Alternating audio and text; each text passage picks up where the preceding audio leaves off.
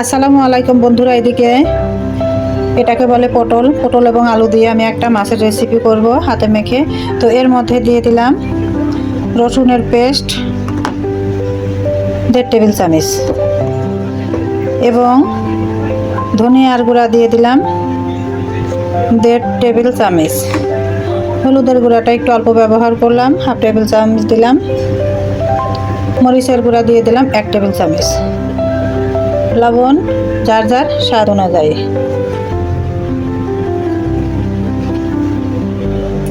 তো দেখো, এই উপাদান আমি হাত দিয়ে ভালো করে মাখিয়ে নিব।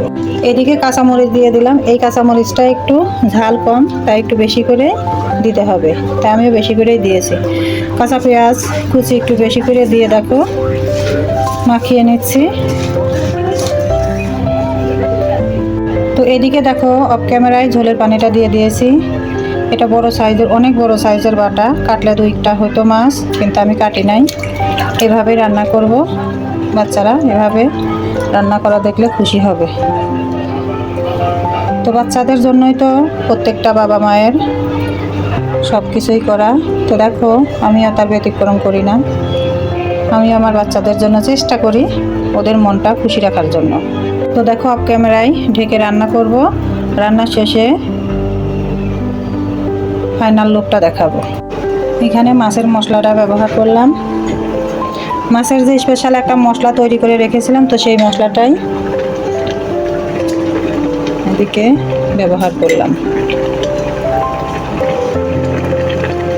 মশলাটা তরকারির সঙ্গে ঝোলের সঙ্গে মিশিয়ে দিচ্ছি।